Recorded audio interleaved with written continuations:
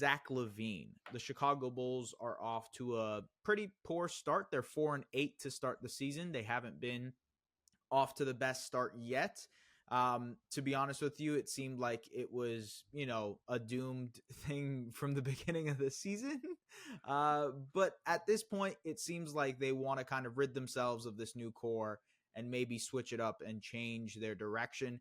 And that means maybe a new home for Zach LaVine.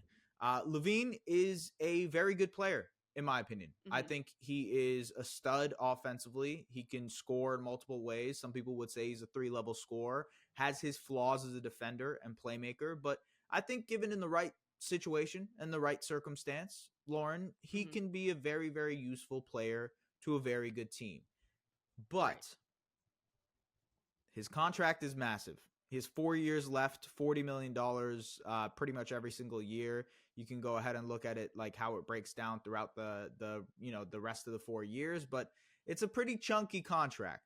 And it makes it a little bit tougher to work out where he might get traded and the value you're potentially getting back, considering the Zach LaVine injury history. The knee. He has back issues right now. He obviously hasn't been the healthiest player in his career. He is a guy who relies on that athleticism, that bounce, if you will, to get downhill, get to the basket, become this high flyer. And we really haven't seen him be that high flyer as much anymore because of the injuries. So there are concerns, there are questions around, should you really go ahead and pay up for a guy like Zach LaVine? Lauren, before we get into the conversation about where he might go, what the trade might be, what destinations might be the best, et cetera, because we have to do our due diligence on that front. And I know you love the transaction cycle.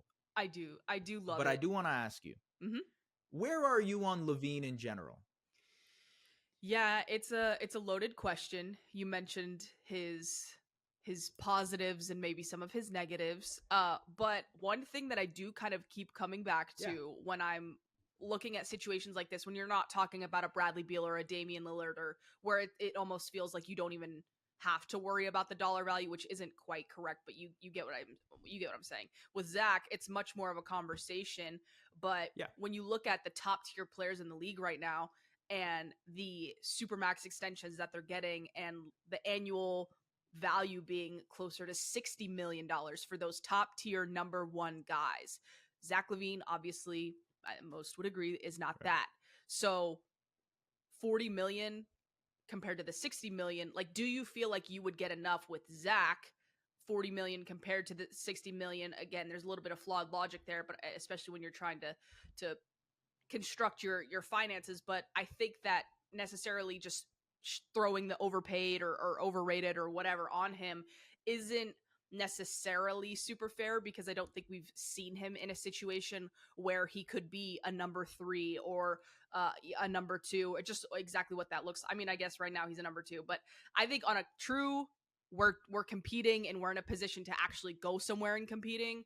I think that there's a very real world in which he doesn't feel overvalued or overrated or whatever. But right now, given the narrative, given the success or lack thereof with Chicago in recent seasons, he's got to overcome that label. And so for Chicago, and even for Zach, I think they're going to be faced with some real hurdles in terms of what they're going to be able to get back for LaVine. Yeah, and they've been put in a really tough position just because they don't necessarily. It's weird because he's under contract for a while. He's under contract for 4 years, so I guess they have the leverage, if you will, of him being under contract. In comparison, we talk about Pascal Siakam all the time. He's an unrestricted free agent this year. There's less leverage there for the Raptors in order to get the bang for your buck, if you will. But at the same time, there's also that cosm of he is getting paid a lot of money and maybe too much money considering the injury history, considering, where he is with his role and whatnot, and also considering where he might want to land that could fit what he is as a player. Personally, this is just my personal opinion. I find LaVine a little bit one-dimensional. I think he leaves a lot to be desired on the offensive end. Now, I'm not saying that means he's doomed as a player. I, in fact, think if he were to be put in the right role, a third option, maybe fourth option on a really good team, he could thrive as like a play finisher. Zach Lowe on his podcast said, hey, there was a world in which the Denver Nuggets traded for Zach LaVine. And if he was in a position where he's playing off of Jamal Murray, he's playing off of Nikola Jokic, he's playing off of maybe Michael Porter Jr. or Aaron Gordon, I don't know what the deal would be. But if he's playing off of those guys as a play finisher, shooter, guy who's like finishing off buckets for them, he can be maximized. He'll look incredible in that type of role. So where can he go is the question now in terms of like how he can maximize his own skill set and maybe what the Bulls can get as well. Yeah. I have a trade for you. I'm going to just open it up with my favorite Zach LaVine trade destination. I think it's a destination that would make a lot of sense. And here it is. Okay. I have it ready, locked and ready to go. Chicago Bulls will be trading Zach LaVine and Alex Caruso to the Los Angeles Lakers in exchange for D'Angelo Russell, Rui Hachimura, Jalen Hood-Schifino, Max Christie, Gabe Vincent, 2029 first-round pick unprotected, and 2 pick swaps. So that is the deal. Okay. I think a lot of that value that you see going out from Los Angeles' perspective is also getting Caruso in the deal. Caruso, in my opinion, is a much more okay, let me rewind there. He's not a much more valued player, but I think he is a desired player right now a little bit more than LaVine is when you consider contract and injury and all that stuff and value and all that, right? I think for the Lakers, a team who's trying to win now, getting a guy like Caruso, who's an all-defense member, can really, really pair well with guys like Austin Reeves off of the bench, et cetera, all that stuff. And getting LaVine, a guy who's like an incredible play finisher, shooter, scorer, right? Mixing that with LeBron and Anthony Davis and Jared Vanderbilt and Taurean Prince, and you still have like a decent rotation there to work with. I kind of like it from the Lakers' perspective. And then from the Bulls' perspective, you get D'Lo, who him and DeRozan can keep you feisty. Like you're not going to be too bad. You know what I mean?